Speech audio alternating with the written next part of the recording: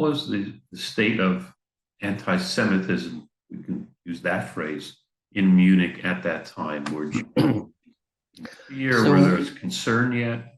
Yeah, so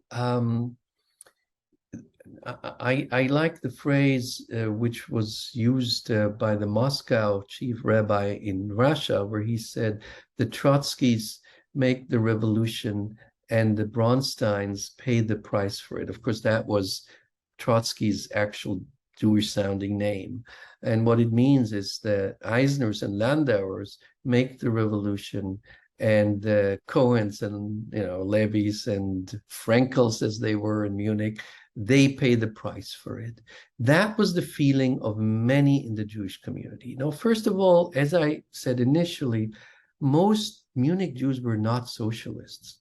They were also not right-wing nationalists, but they were moderate, some of them still after 1918, pro-monarchy, and others were mainstream or maybe moderate social democrats. So they weren't like in the same political camp as those prominent Jews now, who, by the way, Eisner and Landauer, I mean, none of them were from Munich or Bavaria.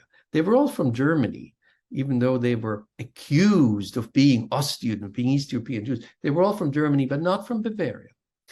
And the Bavarian Jews, and the Munich Jews in particular, were afraid if this experiment fails, if Eisner and Landauer, and then later there was even a more radical communist Jewish leader, Eugen Leviné, who led the Second Council Republic in April of 1919, if that fails, we will have to pay the price. We Jews will have to pay the price. And they were right.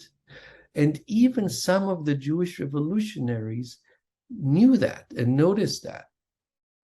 And Ernst Toller, one of the leaders of this revolution, socialist, put out big leaflets and flyers against anti-Semitism. He noticed that anti-Semitism, and he said, we will persecute the anti-Semites, which was interesting, by a Jewish leader. So it was a very particular situation. And the established Munich Jewish community, I would even go as far as to say, besides the right-wing anti-Semites, nobody hated the Jewish revolutionaries as much as the established Jewish community, because they feared it would backlash.